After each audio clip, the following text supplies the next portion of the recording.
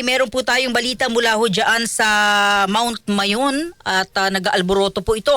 Kuha ho tayo ng pinakahuling update si Ma'am Mariton Bornas, FIVOX Chief of the Volcano Monitoring and Eruption Prediction Division. Ma'am, live kayo sa RMNDZ XL Manila, si Radyo Man Lourdes.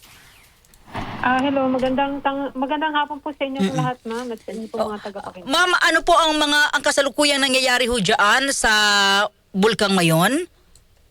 Bali po, patuloy pa rin po ang ang tahimik na pagbuga ng lava ng Mayon Volcano, at ito pong nangyayari po kanina. Ito po ay sunod-sunod na mga tinatawag na pyroclastic density currents, no?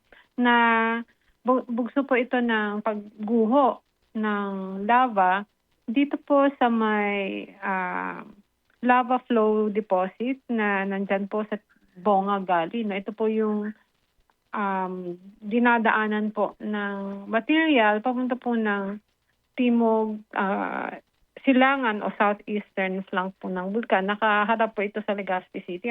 So, yung pinakadulo po ng advancing lava front ay gumuguho po siya at tumilikha po ito ng pyroclastic density currents o yung tinatawag po nating PDC. No? At nakakaabot na po ng 2.6 kilometers sa radial distance mula po sa crater yung tinatakbo po ng PDC. At ito po ay nagdadala po ng makapal na abo, no, na bumabagsak po ng mas manipis dito sa papunta po ng southwest, no, yung hangin. Kaya po natatangay po. At medyo malakas po ngayon ng hangin. So, natatangay po yung abo dito po sa mga bayan ng Kamalig at Daragan. Ma'am Mariton, ito ay hindi katulad nito mga nagdaang pag-alboroto ng Bulkang Mayon. Medyo malakas. Pare-pareho lang po. Pare-pareho lang, halos steady po yung ating activity sa Mayon Volcano. Meron lang po tayo minsan bahagyang pagbilis ng pagluwa ng lava, pero more or less po, stable po yung rate po ng eruption. At ang nagbabago lang po ay kung saan pong banda na yung ating lava flow. No? Dahil nung una po ay gumuguho po sa umpisa yung dome, at nung nagbunga na po ito ng mga lava flow, ay yung mga margins naman po ng lava ang nagko-collapse. No? At ngayon po ay medyo mababa na kasi o mahaba na yung lava.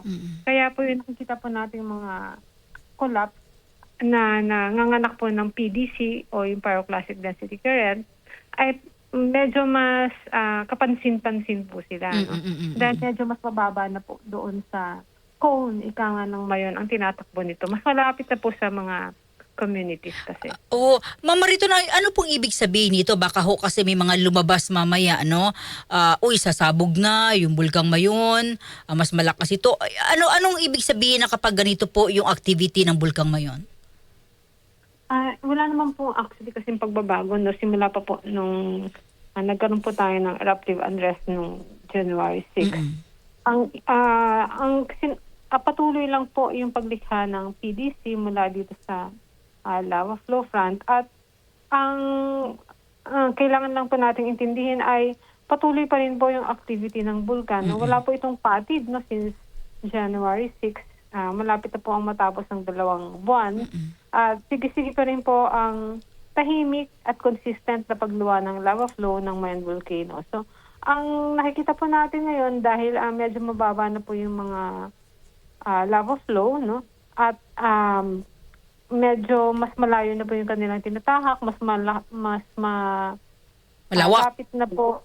Mas malapit na po sa edge po ng 6 kilometer radius yung gumuguho ng mga bahagi nila, at lumilikha po ng mga PDC o yung pyroclastic density current. So, medyo mas malapit po ito sa mga communities natin. So, kailangan po talagang iwasan yung 6 kilometer radius. Ang ano lang po, unlike doon sa mga PDC o yung uson na likha po mula sa pagguho ng lava flow, nung ito po ay matayog pa, ay mas maliit po yung tinatakbo ng PDC ngayon. Dahil sa mababa po yung pinagsisimulan. Dati po kasi medyo mataas so mas mataas po yung potential energy, mas mahaba po yung inaabot ng PDC. Ngayon po, medyo mababa na po. Kaya po, mas maiksi po ang tinatakbo nila. Yun na nga po, medyo mas malapit na kasi ang kanilang source area dito po sa margins po ng 6-kilometer range. Mas makapal ho ba yung abong binubulwak nitong Mayon, ma'am, ngayon? Opo, paminsan-minsan po meron pong kakapalan ang abo po na nalilika. Pero paminsan-minsan naman po ay hindi naman po ganun kaabo. No, ang ano po kasi medyo malakas po ang hangin. Oo No? nga, Kaya oo. po yung na-generate po na abo ng ating mga PDC, medyo mas malawak po ang inaabot ng mga communities dito sa paligid po ng bulkan. May possibility bang iakyat ang alert level nitong bulkan, ma'am, ng Mayon? Sa ngayon po, wala po tayong nakikitang parameter no, na magdudulot po ng pagtaas ng alert level dito. Katulad po na sinabi ko kanina, medyo quasi-steady. Steady po halos kung ano po yung umpisang activity ng Mayon. Nung nagtaas po tayo ng alerto, ay ganun pa rin po yung conditions. Halos wala pong pagbabago. Napaka-steady po nung conditions ng Mayon volcano. At yun nga, ma'am, no, medyo malayo ang napupuntahan ng kanyang abo dahil malakas talaga ang hangin ngayon. Opo, tama po yun. So, dahil may kalakasan po tayo ng hangin, medyo mas malayo po ang natatakbo ng ating ashfall. Balitaan niyo ho kami, ma'am, kumusta naman po ang bulkang Kanlaon? Bali, ang kanon po ay kahapon nagkaroon po tayo ng eruption, no? Nagkaroon po tayo ng moderately explosive eruption. Po ay lumikha ng isang 2.5 kilometer na taas na eruption plume na napadpad po ng malalakas na hangin, no?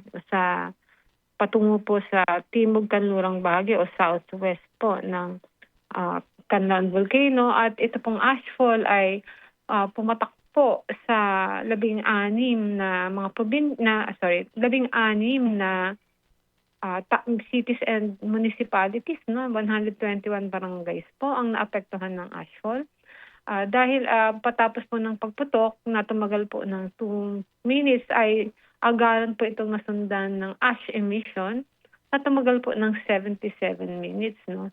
At ito pong activity ay nagdulot po ng ay naglunsad po ng maraming abo sa himpapawid na inihipo ng malakas na hangin. Medyo malakas po yung hangin sa Negros Island region. Kaya po medyo malaki po yung area na natabunan po ng ashfall, no? Nung pagputok po, meron din pong nalika na shockwave na naramdaman at narinig po sa paligid ng bulkan. At pati na rin po umabot po yung report po nung rumbling o nung tunog nung pagputok sa Southern Leyte, no? Meron po tayong report na natanggap dyan.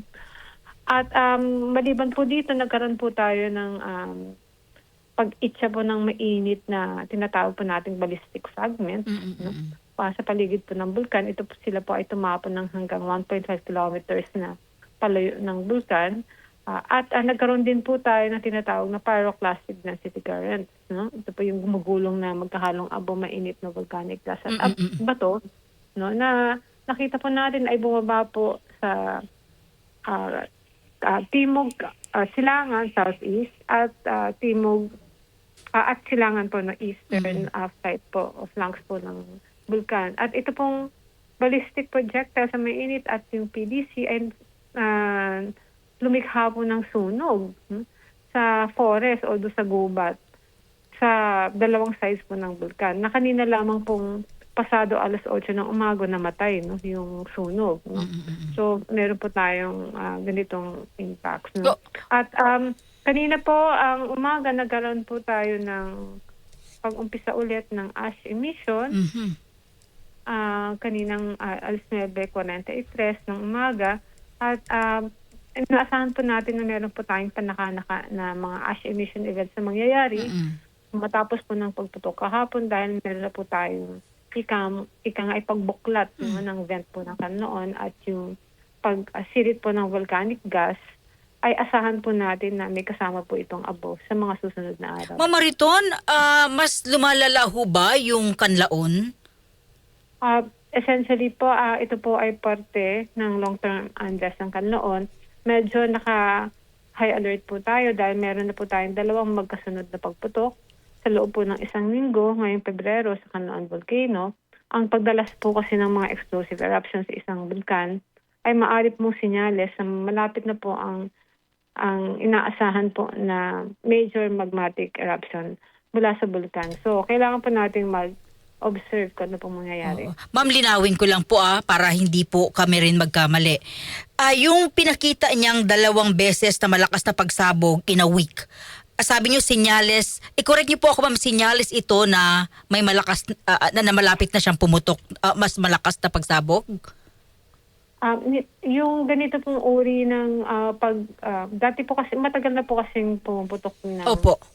explosively ang Canlaon, yung moderately explosive eruption, simula po noong June 3, 2024 po. 2024, oh. Ay nagkaroon na po tayo ng ilan pong pagputok, no? At pero medyo may ilang buwan po yung pagitan ng mga ito. Pero ngayon pong taon, meron po tayong 2.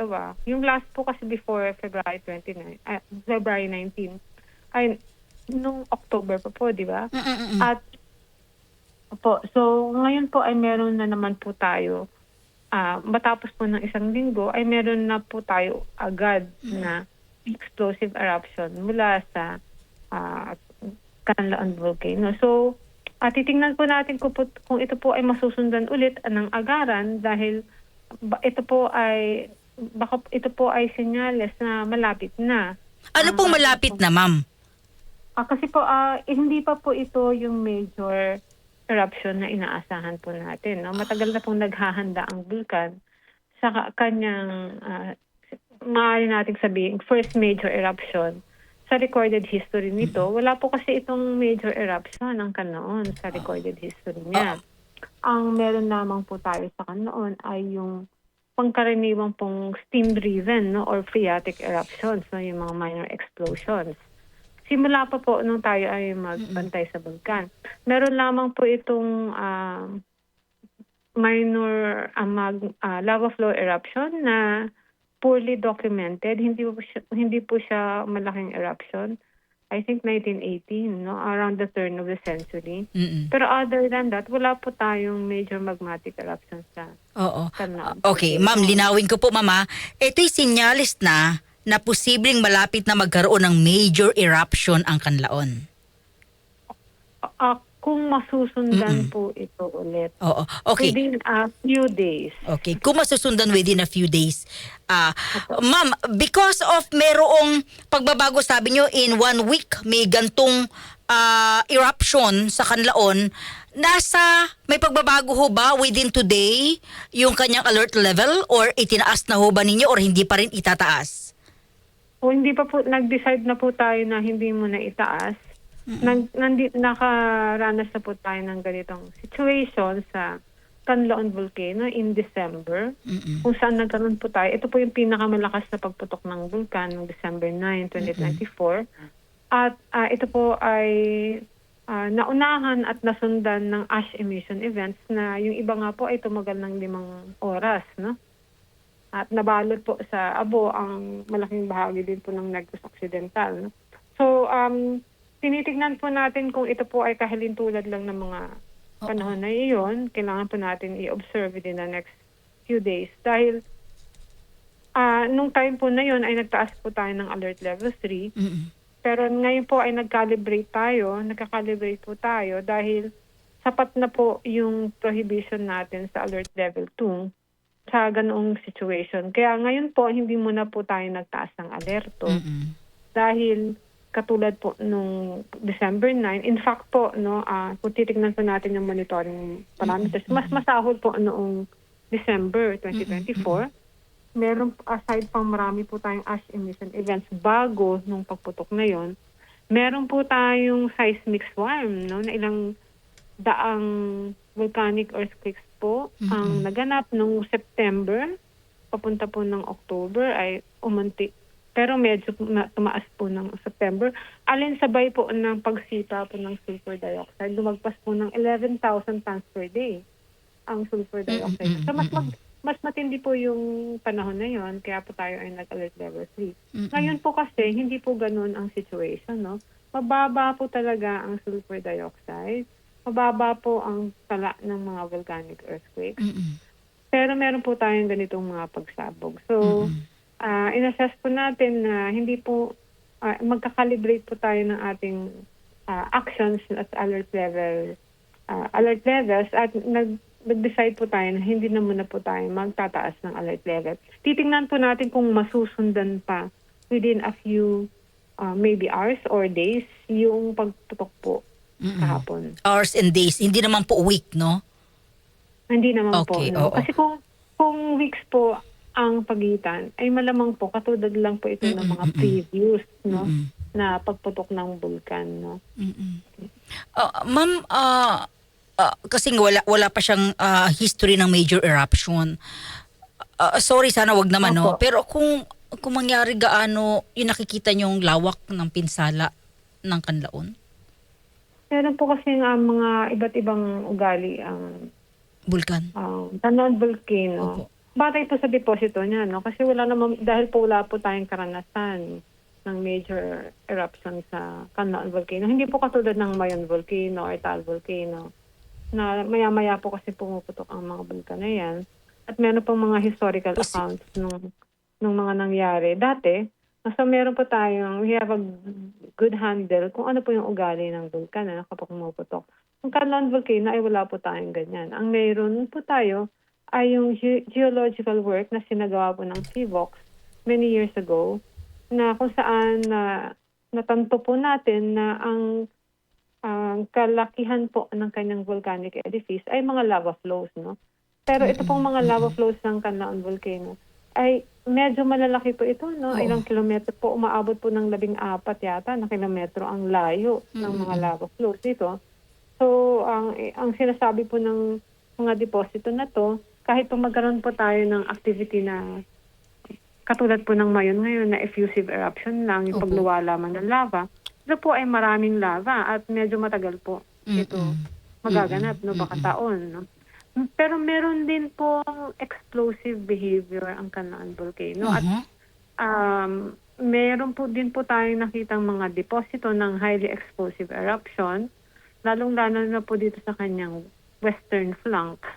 Naganap po between 1,000 to 2,000 or 3,000 years ago, no? At ang mga pagputok po na ito ay lumikha po ng malaking crater, yung elongated crater po sa tuktok ng bulkan na tinatawag pong Lugad crater. Ito po ay nasa likod po ng summit area ng Kanlaon volcano, no? So, meron din po itong ugali na ganun. So, maaari din pong ganun, ano, yung magkaroon po ng explosive eruption. And then, ang isa pong kinakatakutan natin sa Kanlaon volcano, although ito po ay nangyari na matagal na panahon na, ay long time ago ay nag-collapse po yung isang side ng bulkan, ano? At ito po ay tawag po dito ay yung sector collapse o yung debris avalanche, na kung saan yung piraso po ng bulkan ay naging tumakbo po ng malayo at naging mga hills, no, sa southwestern flank po ng bulkan, no? So, ito po yung truly worst case scenario na ngayon po ay hindi naman po natin kinukonsidera dahil wala po tayong basis o wala naman pong indications na mangyayari po ito. No? Pero nangyari na siya noon, ma'am, di ba? Kung nangyari na noon, possible na mangyayari ulit. Oo po. Pero maliit lang po yung posibilidad and meron na rin po tayong mga tinignan na mga ibang volcanoes worldwide na kung saan meron pong ganitong hazard na dahil po very infrequent ito, no? Very infrequent. Kumbaga po sa mga stratovolcanoes na katulad ng Kanlaon volcano, mga every few hundred thousands of years lang po ito nangyayari. So, mas pinaghahandaan po talaga yung worst case scenario na explosive eruption. Ma'am Mariton, maraming salamat po sa oras po ninyo. Alam ko po nakatuto kayo sa ating mga bulkan at patuloy po kami binibigyan ng update. Thank you, ma'am. Mabuhay po kayo. Magandang hapon. Thank you, ma'am. Thank you. Maraming salamat po. Ingat po tayo. Maraming salamat po.